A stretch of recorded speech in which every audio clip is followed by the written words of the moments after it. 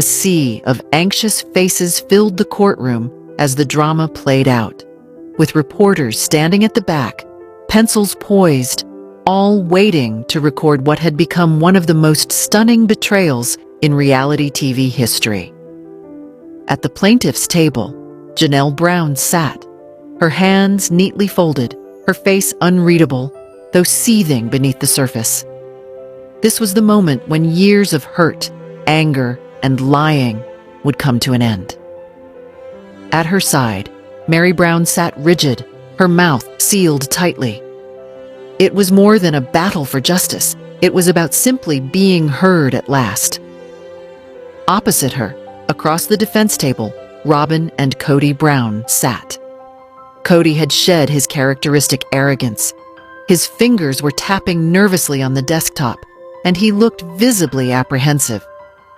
In her usual show of weakness, Robyn sat beside him, dabbing at her eyes with a tissue. But the room wasn't deceived by her charade. The judge, a stern-looking woman in her 60s, banged the room into order.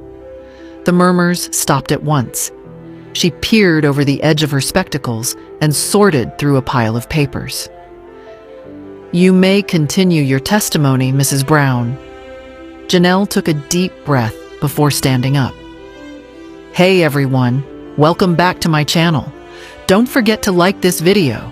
Now, let's get into the latest drama." Years of deceit weighed heavily on her, but she wasn't about to back down.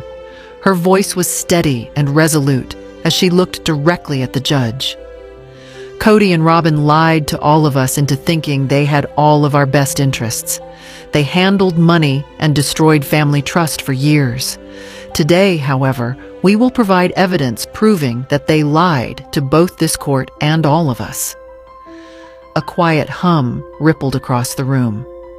Kody shifted uncomfortably in his seat, realizing that the ones who had previously looked up to him as the head of one solid, dedicated family were now gazing at him, condemning him, and quietly questioning him.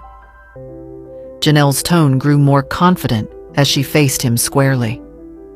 "We were promised that everything was being divided down the middle. That was to be the cornerstone of our family. We built our whole lives on that promise," Janelle told her lawyer, gesturing toward the pile of papers in front of him. "But what is the truth? In reality, Kody and Robyn were living off the family money to create a life for themselves while the rest of us were barely scraping by."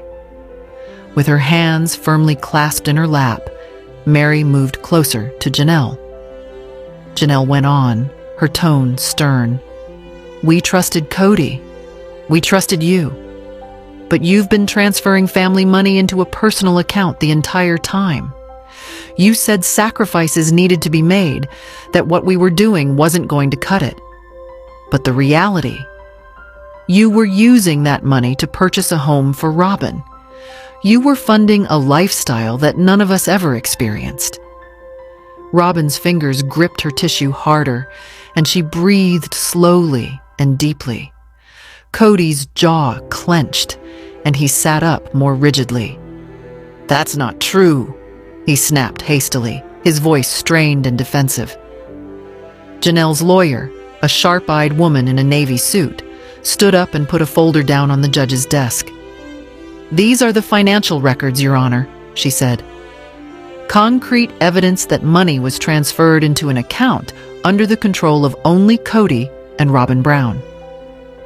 The judge reached for the folder and started going through the pages, reading the incriminating evidence. The only noise in the room was the sound of paper rustling. Kody's face went pale as he glanced over at Robyn, who sat motionless, panting. The judge eventually looked up. "Mr. Brown, can you explain this?" Kody shifted uncomfortably in his seat, licking his lips as he stuttered. "This is a misunderstanding. The choices I made were made for the well-being of the family. There were things that needed to be addressed, and Meri's chair screeched noisily across the floor as she jumped up. "No," she cut in, her tone hard and laced with intensity. "No, Kody, this was not for the family. This was for Robyn.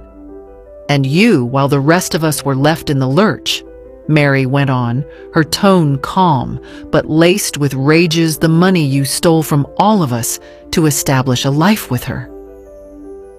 There was a stifling silence that weighed heavily on the room. Kody opened his mouth, but shut it tight, his hands tightening into white-knuckled fists on the table. When Meri spoke, she broke speaking voice. "Do you recall telling me that I wouldn't have enough money to purchase my own house? You warned us all to watch what we were spending, to make sacrifices for the common good." She released a caustic laugh. "And meanwhile, you were fibbing. Robyn was experiencing a whole different world." At last, Robyn found her voice, but it shook as she spoke. "That's not fair. You're trying to make us sound like we stole from you." Janelle's eyes blazed with fury as she turned on Robyn. "You did steal from us. You stole everything, and so did Kody." The whispers in the room began again, but the judge cut them off with a raised hand. "Order," she instructed, then turned to the attorney for the plaintiff. "Please proceed." Nodding, the attorney held up another document. "Also, Kody is on record admitting that he put Robyn ahead of his other marriages, justifying the money transfer with the words, 'Robyn's needs come first.'" Meri closed her eyes briefly, as if trying to collect herself. Even though she had always suspected it, hearing those words said out loud was an entirely different thing. The judge's expression never changed as she looked at Kody. "Do you deny making this statement, Mr. Brown?" Kody breathed deeply, looking around the room as if for an exit. He had always been good at discovering means of escape from uncomfortable situations. This time, though, there was no way out. Kody leaned back in his chair, saying nothing. The room was heavy with an oppressive quiet. The judge hesitated for a moment, building the tension, before she began to speak again. "I conclude that Mr. Brown and Mrs. Brown have made a false presentation of facts before this court. From the evidence, it is evident that these financial transactions were fraudulent, and they will pay for it." A shudder of a collective gasp swept through the people.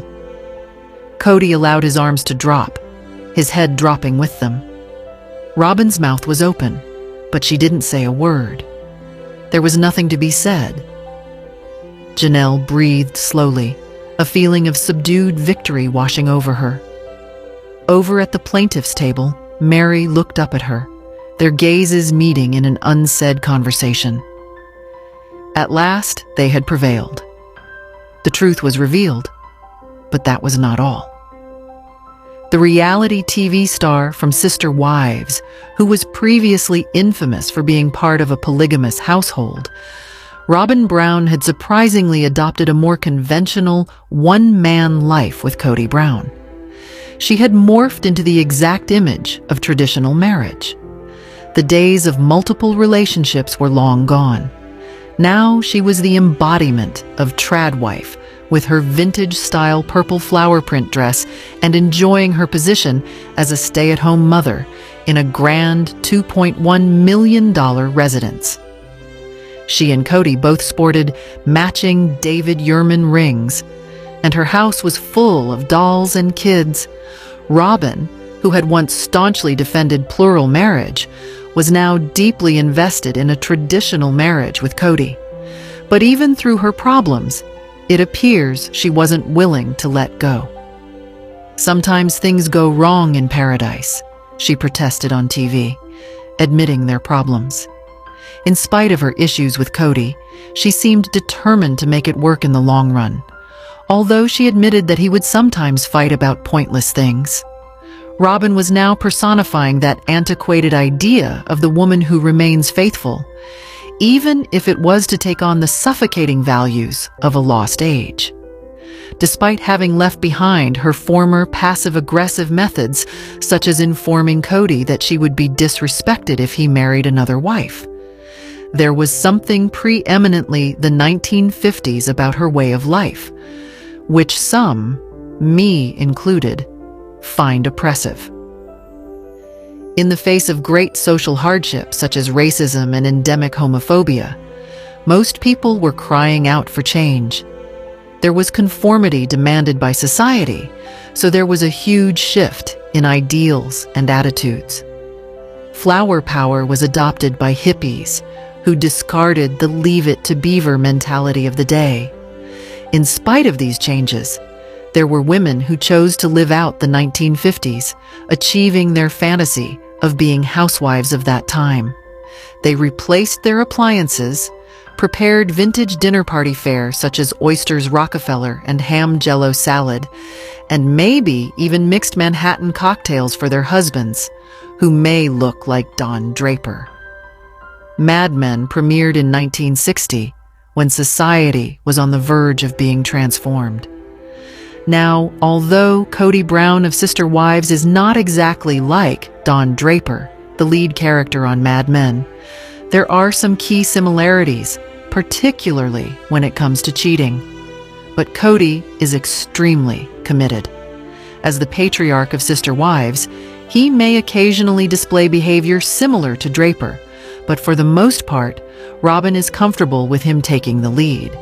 Don Draper, the fictional copywriter, grew up in an age when women had limited control. Kody did the same as a child raised with patriarchal, polygamous ideals. Nevertheless, Kody's devotion to his relationship is evident, illustrated in the above video, where Kody openly shows a matching ring next to Robyn's.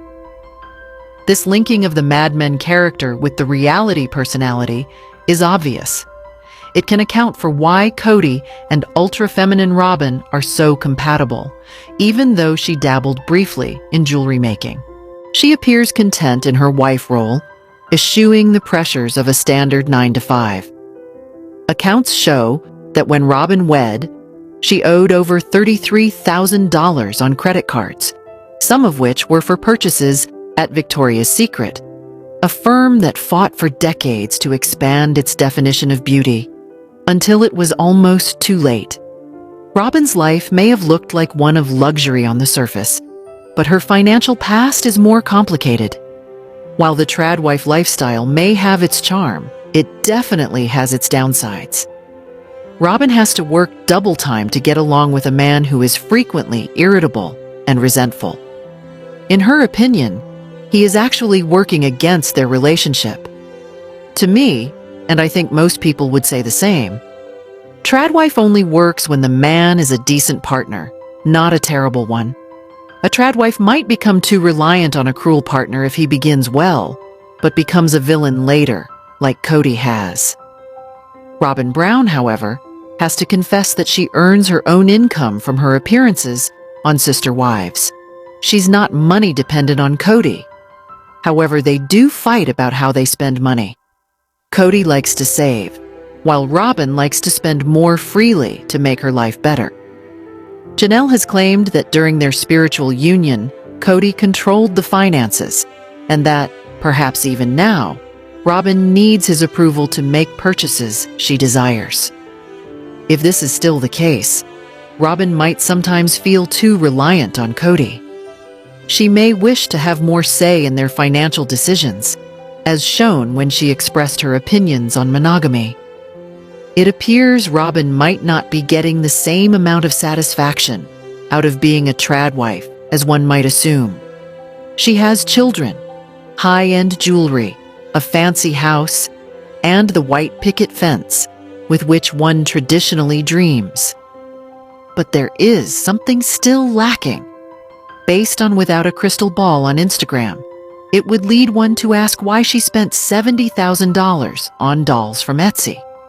Though she may simply be a doll collector, if her shopping habits are anything to go by, she could be filling an emotional gap with her purchases. For others, shopping as a way of coping with tension can result in financial difficulties. It's possible that In trying to make his conservative wife happy, Kody is overspending on her, as suggested by Gwen Brown on her YouTube channel. Robyn really does need a partner who is stable emotionally and able to deal with life's issues without being easily upset. Someone greater than another pretty face dressed up in a good suit. Kody is meant to be the man of the house in the tradwife role, but he is not doing a good job, behaving erratically and evidencing existential distress. He is not the cheerful father figure he was. Robyn probably thought that he would be ecstatic to be doing monogamy, but in fact, he isn't. The death of his son, Garrison Brown, has hit Kody hard, and this pain is obviously getting to him.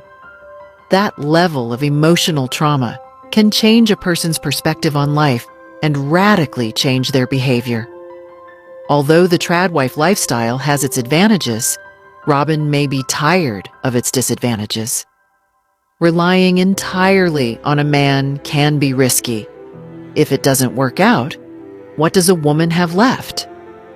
Like any relationship, the tradwife lifestyle is a gamble. While it clearly brings happiness to some, it's evident that Robyn is not as content as she once was. There's no right or wrong answer in this situation. It's simply the reality of where she stands. At the same time, Janelle, the industrious member of the family, is making a daring move and opening a new business venture named Tata Farms. She is as ambitious as Peggy Olson from Mad Men, and like Joan Harris, played by Christina Hendricks, Janelle is assertive, outspoken, and making her own way with her new husband, David Woolley. Meri, with the sweet naivety of Mad Men's Trudy Campbell, played by Alison Brie, is starting fresh, a bit more edgy and self-assured after her self-improvement and the encouragement of a deserving partner. Though there are evident similarities between Mad Men and Sister Wives, Robyn and Kody might ultimately conclude that their 1950s-era fantasy can no longer reflect the reality of their circumstances or the Coyote Pass fantasy life they once pictured. Robyn and Kody might manage to work things out, perhaps, but if Robyn is really living the tradwife life or not, either way, they don't appear to be living their happily ever after. Amidst the turbulence of Sister Wives Season 19 and all the heated arguments that have served to expose the less pleasant sides of their partnership,